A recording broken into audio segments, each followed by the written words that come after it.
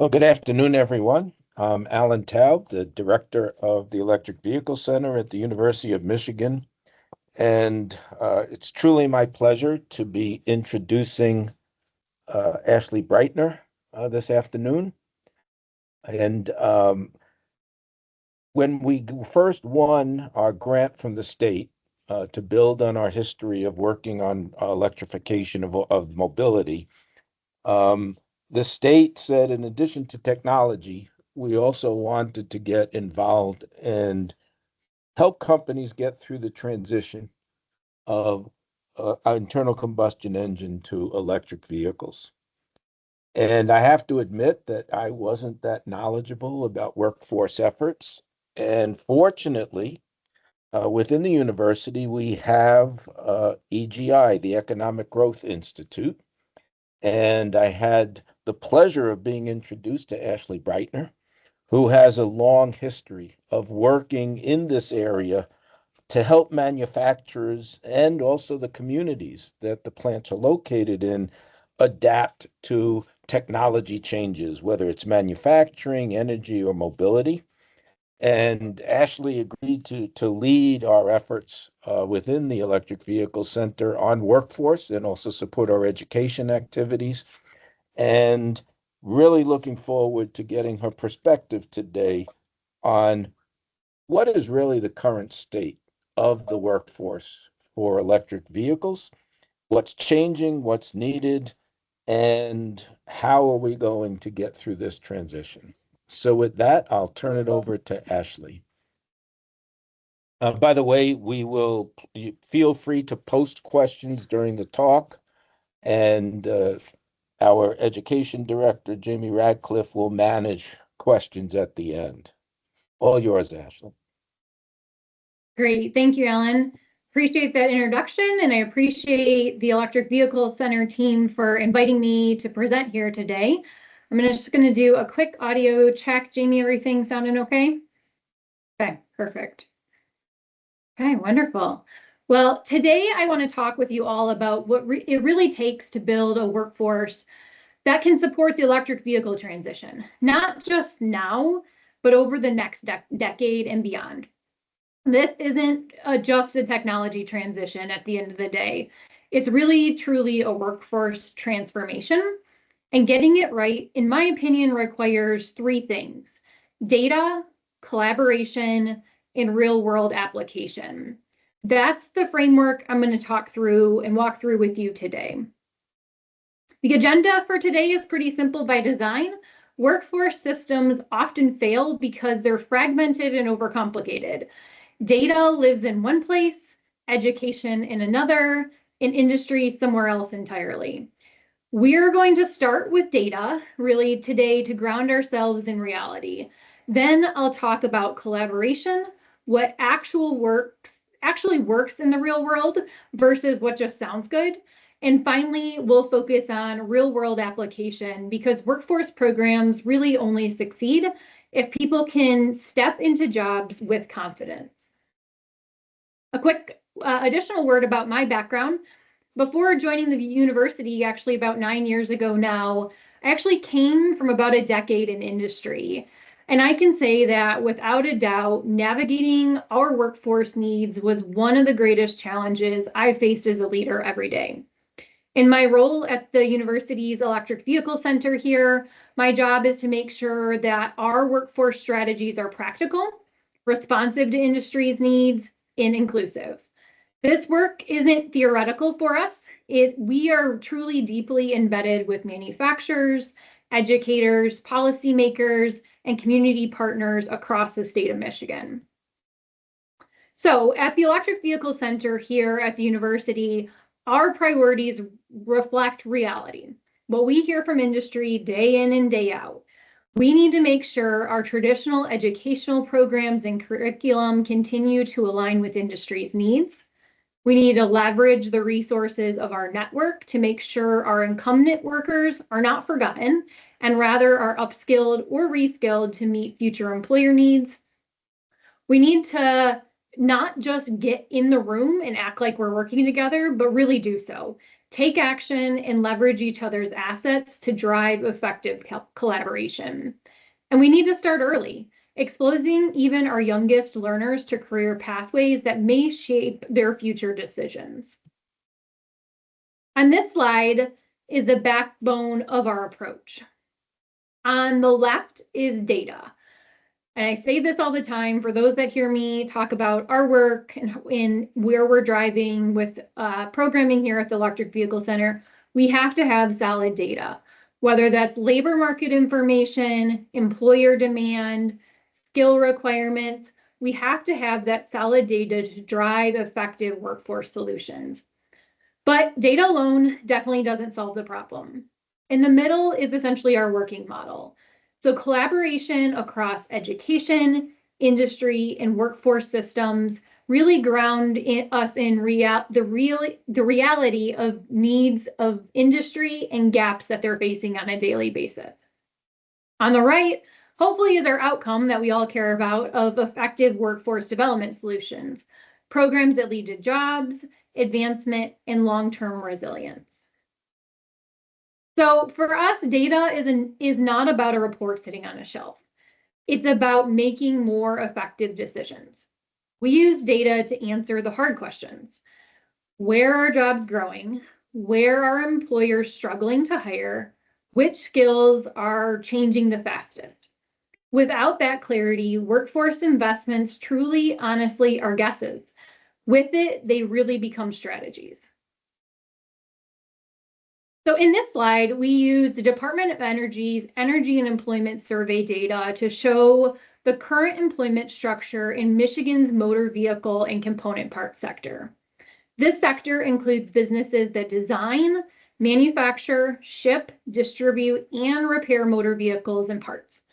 This sector employed over 240,000 workers in Michigan, representing 9.3% of the national total for this sector. The bar chart on the left shows employment by industry segment. Manufacturing continues to dominate the sector, accounting for 70% of total employment. Wholesale trade and repair and maintenance each represent about 12% of employment and roughly 30,000 jobs each, reflecting a critical role in distribution in vehicle lifecycle support. Professional and business services make up a smaller percent at 2%, while transportation of vehicles and parts account for 3%. Together, though, these supporting segments help sustain the broader automotive ecosystem. The pie chart on the right shows the employment breakdown by vehicle type. Gasoline and diesel vehicles still account for the vast majority of employment at 80% or over 195,000 jobs. However, electrified vehicle category collectively represents a meaningful share. About 1/5 of jobs are now tied to alternative and advanced vehicle technologies. These descriptive results reflect a sector ultimately in transition, balancing legacy production strength with increased diversification into electrification and next generation platforms. Clean Fuels Michigan's Clean Mobility Career Pathways report, which was issued in late 2025, cites that 34,000 Michiganders are already employed in the clean vehicle industry, with 15,000 in EV-related roles specifically. Nationally, EV employment has grown nearly 80% in the last 3 years. Battery manufacturing alone is expected to generate over 930,000 indirect jobs across sectors supporting the EV supply chain. So this isn't speculative. Workforce demand is here, and it's clearly accelerating. If you're a workforce data geek like I am, and are interested in learning more about broader career pathways in the clean mobility sector, I really do encourage you all to check out Clean Fuels Michigan's Clean Mobility Pathways report, where they share new and emerging career profiles in alternative fuels. They've updated training and certification pathways. They share updates to industry-led workforce initiatives and industry data to reflect the alternative fuels landscape in the state of Michigan. So now to frame the labor market need. This slide outlines projected employment growth across subsectors and industries within the motor vehicle and component parts sector. Employers across all industries within this sector expect job growth from 2024 to 2025 to range from 0.3% in wholesale trade, trade distribution and transportation to 8.4% in manufacturing. Professional and business services are expecting employment growth of 8.2%, reflecting growing demand for engineering, R&D, software, and technical expertise. Repair and maintenance is projected to increase by 5.6%, driven by fleet complexity and new vehicle technologies. Now, looking at the anticipated employment growth by vehicle type on the right, the fastest projected growth is actually in hydrogen fuel cell vehicles at 6.8%, followed by battery electric vehicles at 6.2%, hybrid electric vehicles and plug-in hybrids at 5.9%, and then gasoline and diesel vehicles at 5.6%. So the takeaway here is that growth is broad-based, but especially technologically driven. Advanced propulsion systems, especially hydrogen and battery electric, are growing at the fastest rate, which increases our demand for specialized manufacturing skills, engineering talent, and technical services. So now that we've looked at growth, the next question is, can employers actually find the talent they need? This is one we hear on a daily basis and a challenge that our employers face. So the U.S. Department of Energy's 2025 United States Energy and Employment Report, also called user surveys, employers about hiring challenges, including how difficult it is to hire in their industry, why hiring is difficult, and which occupations are the hardest to fill. So the outcome here in 2025 was professional and business services employers within the motor vehicle in parts sector reported the highest level of hiring difficulty, with 96% of employers indicating at least some difficulty in hiring workers, followed by repair and maintenance employers at 91% and manufacturing at 80%. Over half of repair and maintenance employers also cited hiring as very difficult. On the other hand, wholesale trade, distribution, and transportation employers experienced the least difficulty, actually, with 33% of employers reporting hiring is not difficult at all. So the segments experiencing the strongest growth, obviously, particularly in the technical services and advanced vehicle support, are the ones that are facing the most severe talent shortages today. So on the previous slide, we saw that employers are struggling to hire. This slide starts to answer the question of why. Why are they struggling? Manufacturing employers cited insufficient qualifications as the most common concern for hiring. Lack of experience, training, or technical skills was the most frequently cited reason for hiring difficulty among employers in that professional and business services and repair and maintenance fields. Insufficient non-technical skills was the most frequently cited challenge amongst wholesale trade, distribution, and transport employers. So addressing these gaps will require coordinated efforts across education, workforce development, industry partnerships, and training programs to ensure workers are both technically capable and job ready. So now that we've looked at some of the data, there's a lot more data out there, and there is data currently for the state of Michigan also being collected to update some of these numbers with current and future employment projections. But now that we've looked at some of that data, how do we start to move the needle in what's working in that collaborative model? Collaboration isn't just a buzzword here. It really has to be our infrastructure of how we make this work. This work only happens through partnership across universities, community colleges, workforce agencies, nonprofits, industry, all of us. No single institution can do this alone. For the next few minutes, I want to share with you a few effective models of collaboration our team has worked on over the last few years. These partnership models really bring industry into curriculum design, hands-on delivery, and continuous feedback. For those that may not be aware, through the Michigan Defense Resiliency Consortium, the state of Michigan actually holds a formal designation from the U.S. Department of Defense as a defense manufacturing community focused on advancing energy storage and battery manufacturing to strengthen the defense industrial base. Through a strong network of collaborative partnerships represented by the consortium members shown here, this effort really brings together industry, technology, and workforce development to advance that mission in a coordinated and impactful way. One of the key outcomes of the Defense Manufacturing Resiliency Consortium was the development of an EV hiring guide.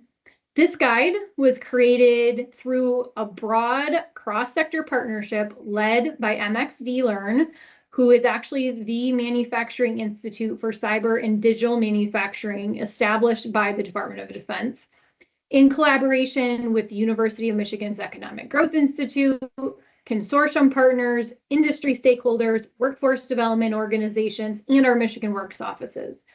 Together, these partners brought real day-to-day operational insights into electric vehicle roles to ensure the guide reflects how EV jobs actually function on the ground today.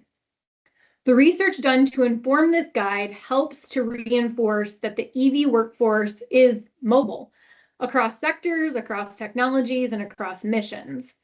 That means ultimately that jobs and role design matters. Employers who treat EV roles as static, we are finding really struggle in the current environment. Those who design adaptable roles and pathways are winning the talent challenge. Another key component coming out of this guide was that EV workforce serves multiple missions. For those that are in the sector, you know most of your ecosystem partners are not just serving the automotive sector.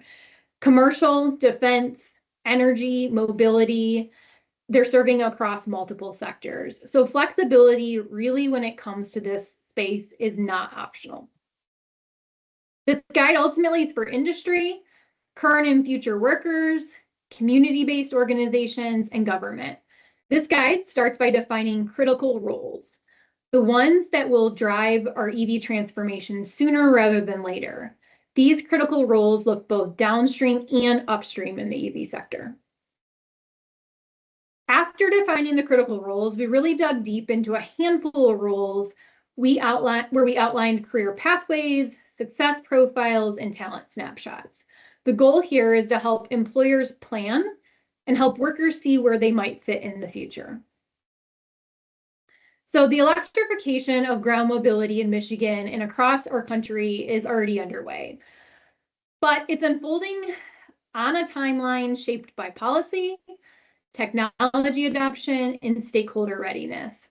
Even as targets shift, progress continues, and sustaining that progress requires a workforce equipped to support advanced manufacturing, software-driven vehicles, battery innovation, charging infrastructure, supply chain, community engagement, you name it. I could go on for days.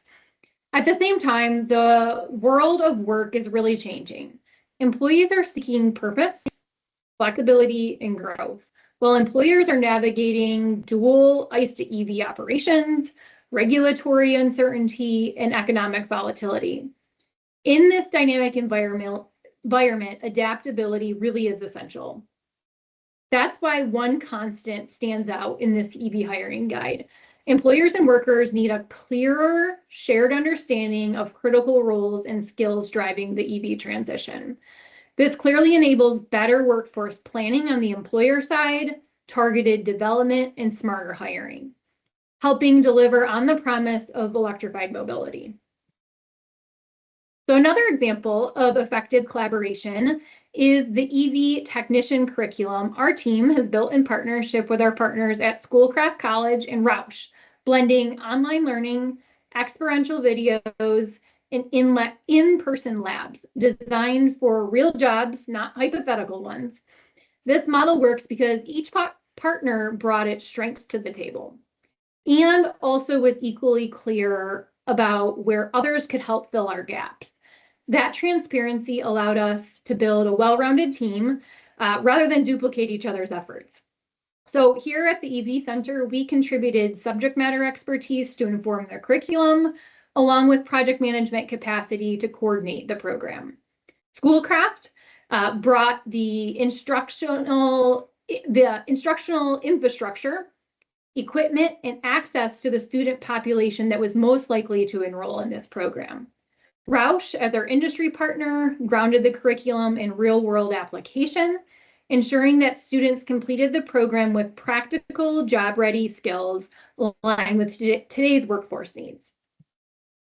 The resulting program is intentionally multifaceted, combining online instruction with experiential videos featuring industry professionals and real career pathways, followed by in-person hands-on training that is essential to meeting current employers' needs.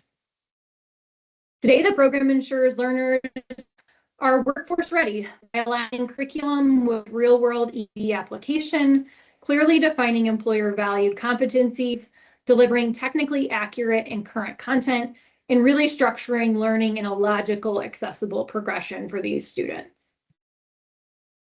So as I mentioned earlier, addressing the EV workforce challenges requires partnership that is critical in all of these collaborations, as we cannot do this alone. And that's ultimately also why we've adopted a train-the-trainer approach, focused on supporting educators, particularly those right now focused on community college faculty and middle school teachers.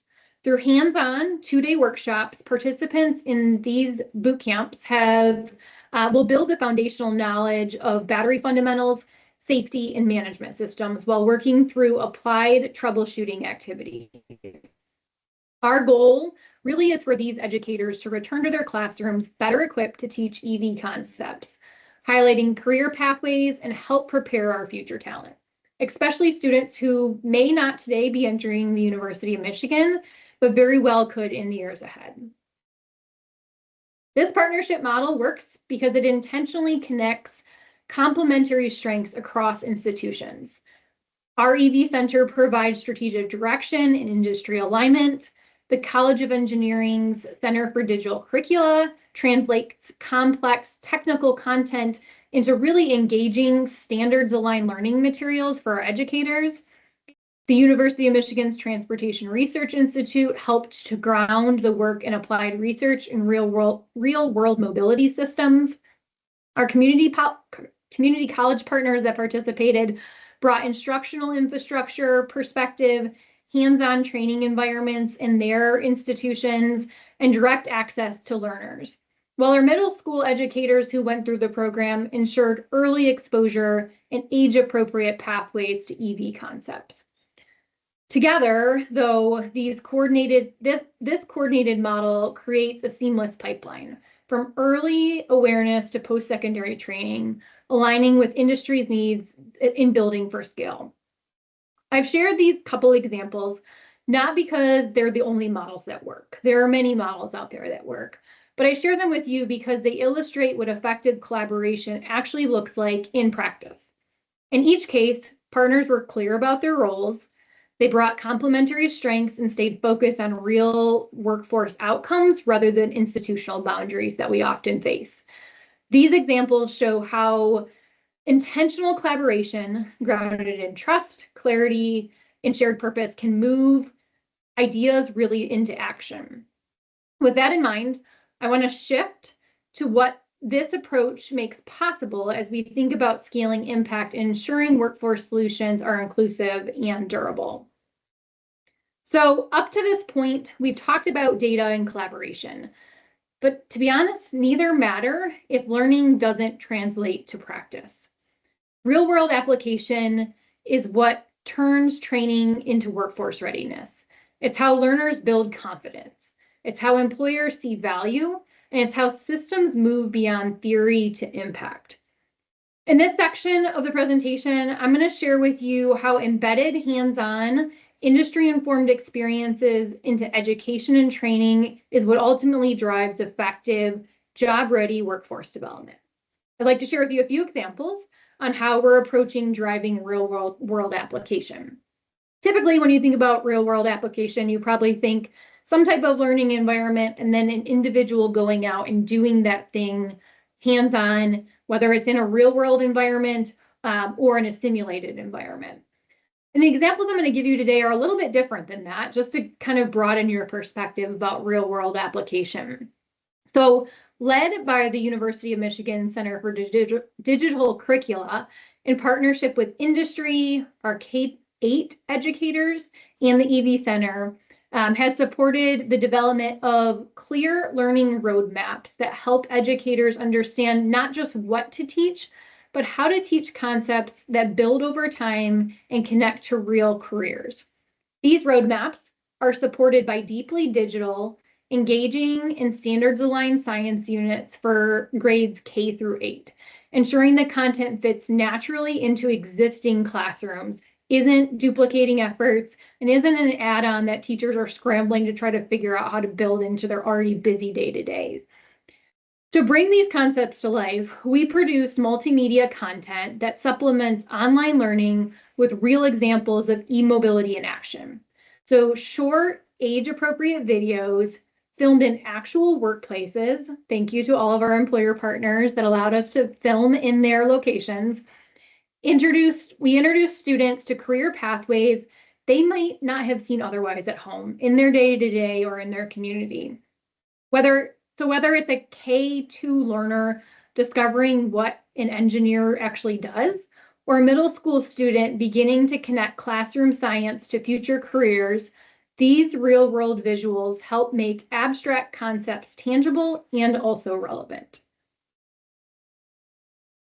When we launched the Electric Vehicle Center a few years ago now, industry partners were super clear about one challenge that they all were facing.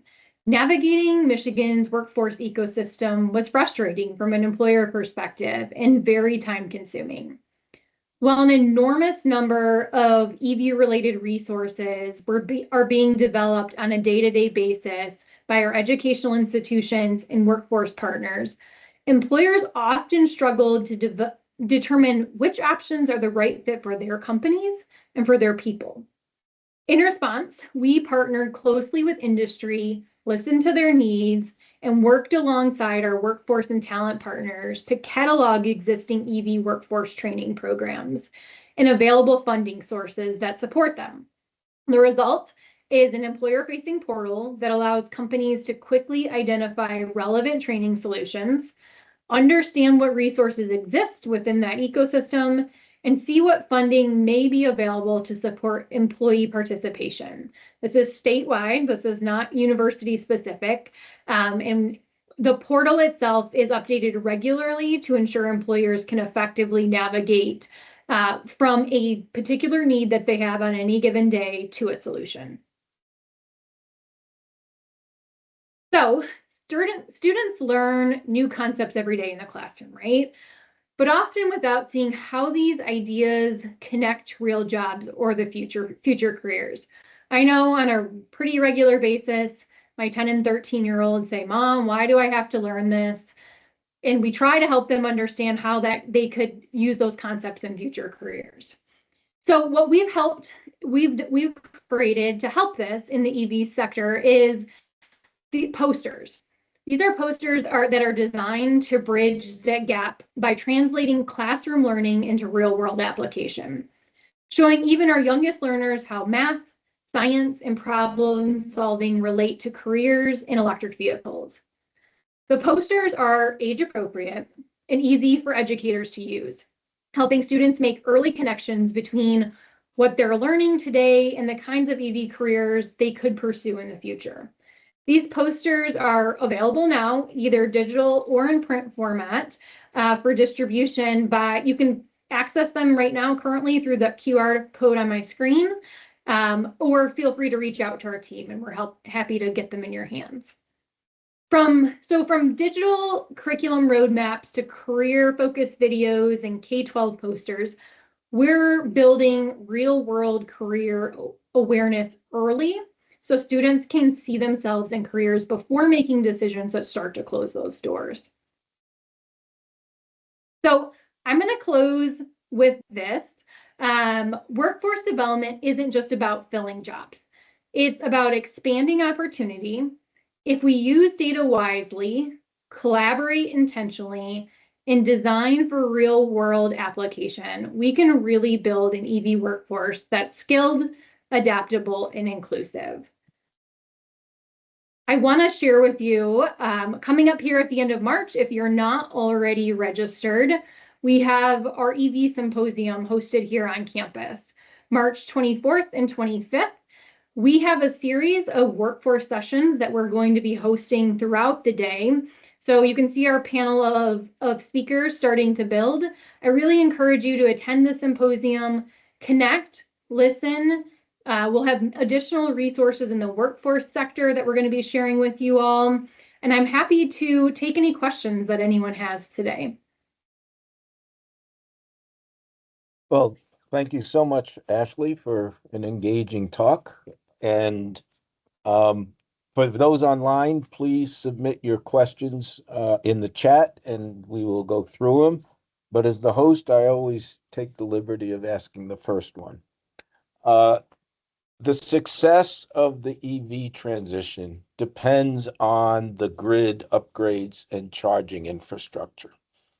And on the technology side, there's a lot of overlap and synergy and compatibility issues. On the workforce side, is it a different pool of candidates? Is it a different teaching and education infrastructure? Or do we need to, and are those initiatives for workforce development collaborating or aligned? Great question. I would say, in my opinion, right now, they are both pretty siloed. So when we think about that workforce system, whether it's the line workers, the technicians in that space, they're not typically necessarily going through a four-year institution program. Typically, the model often there on that side is an apprenticeship. And last 2 weeks ago now, I had the opportunity to present at the National Battery Conference. And there was a lot of really good discussion there about how do we start to bring those two worlds together so we're not operating in silos. There's a tremendous amount of opportunity for us as academic institutions to figure out how do we support that sector? How do we participate in supporting the apprenticeship models? I've seen some really effective apprenticeship models run by your non-traditional apprenticeship organizations, particularly academic institutions, but I still think there's a long way to go. There's models that work, but we need to be able to figure out how to scale those. So I think the answer today is one thing, Alan. My hope for the future is we can figure out how to bring those two worlds together through collaboration. Great, thank you. There was a question early on when you were talking about the jobs for hydrogen. Does that include the electrolyzers and production of hydrogen, or is it focused only on the vehicle need? My understanding is this data is related to the vehicle specifically, but I see Nick's comment in there. I definitely will clarify that and follow up. Okay, and here's another question. What is the ratio of technical to associate degree jobs you see versus role where a bachelor's degree or higher is appropriate? So basically the bachelor's and not pre-bachelor degree needs. What's the relative demand for those? Good question.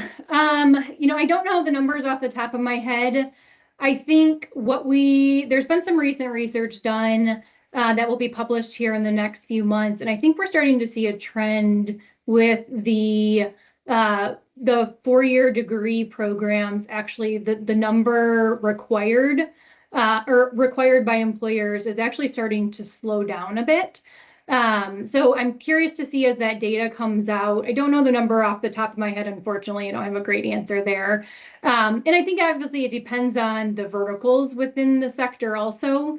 I mean, you just gave a great example of that, Alan, right? On the infrastructure side of things, I think we're looking more at the technical side and less in the degreed programs, more on the certificate side.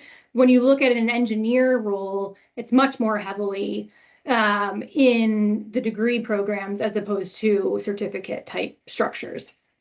So I guess I would say the answer is depends on what we're looking at, but I don't have the data to say across the sector what's the split. Well, really like this next question from Brandon from Electrifying Michigan. Do you have data on the return of investment for the K to 8 outreach that's been done in the past, right? We always get the ROI question on these initiatives. So Yeah, capturing ROI in the K-8 space is really difficult, right? This is a discussion we have all the time from a strategy perspective. We have to trust that the investments we're making there are going to have a longer term impact. Capturing them from a data perspective is really difficult. We can count the number of individuals we've touched over a period of time, but how that then translates 2, 4, 6, 10 years out, we're not there yet, right? To have the data to show that. The hope, though, is we're making that we know we need to make those investments on our end, even though there isn't an immediate return, in hopes that we're preparing that future workforce so that we have less of those gaps that we're reporting on the data side right now in the future. And next one from Joel McGuire. And if you don't want to take it, let me know. I'll try. Okay. Are companies starting to feel comfortable with investing in electrification in the current political environment? I would say from the perspective I hear from companies, and definitely interested in your opinion too, Alan, but what we hear from companies directly is the companies that were already heading down that road are continuing to head down that road. There are companies that were kind of on the fence of, are we starting to make that transition? What does our business model look like in that space? Those are the ones I'm seeing right now are a little bit more resistant to make change, as long as their current business model is running effectively and not pushing them down that path. But those that were already heading in the EV space, we're continuing to see, it might be at a little slower rate than previously, but they're still continuing to head down there, looking at the long-term game plan. But Alan, curious your thought. Yeah, I mean, what I would add to this, Joel, is in the first half of 2025 last year, we have 20 companies ranging from the OEMs to the tier ones to the grid companies, and also the companies that use our battery lab. We did see a slowdown in terms of new initiatives, budgets got tighter. Second half of last year, I saw that picking up, and the beginning of this year, it seems the commitment has recovered. So, and probably building on what Ashlee just said, whether the penetration is occurring at incentivized levels or natural levels, I don't think anybody is questioning the end game is the full transition to EV. And I'm restricting that to light vehicle. And it's occurring not just in the US, around the world. So I'd say the hesitancy that at least I saw last year seems to be abated, and we're back on track. If there's any other questions, please put them in the chat. I will point out that we do have recorded this, and it will be available on YouTube from our website. And if you have not already become an affiliate of our Electric Vehicle Center, it's easy to do. We're sparing on our communication, and it's all high impact. Our website, there's a monthly newsletter called The Current, and we run the seminars like this.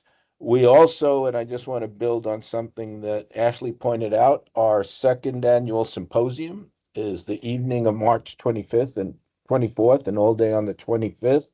It is free to attend, but we do need people to be pre-registered. You can go to our website and do it. And we will cover both technology and where the industry is heading. It's almost relevant to the last question of as we exit the hype phase of EVs and move into the natural progression, we'll be getting lots of that. In the meantime, Ashlee, some new questions have come up, so let me get through them. Um, in the US, some states get seriously cold for long periods, which can cut range and slow down fast charging. I know I experienced that 2 weeks ago. It was a little bit of a shock. If a company is planning EV sales across different countries and climates, how should winter performance shape both the engineering priorities and set customer expectations? Maybe I'll take that one since Yeah, it's more go for it. technology driven. Yep. There are new battery chemistries that are being developed with better cold range performance, both on charging and on the actual use phase. Uh, it is a known issue. And again, I personally experienced it 2 weeks ago on a trip to Lansing. So the industry recognizes it there. There are projects going on, and it's part of the roadmap for battery technology. So the answer is not there yet, but there are several paths being investigated. There's another question, if you just hold on. Oh, can you share some of the pictures for the K-8 classrooms on LinkedIn? I think Jamie will be glad to do that. Yep. And Ashlee, great job. Thanks for your hard work. Thank you. Thank you, everyone, for joining today. Don't hesitate to reach out to me with any additional questions you might have. Always happy to engage and hear where your organizations are headed also. Yep. So we run these monthly. Since next month is our annual symposium, we'll skip our surge session for March, but stay tuned. We'll be announcing our April surge session in the near future. Thanks, everybody, for joining, and hope to see you at our symposium on the 24th and 25th.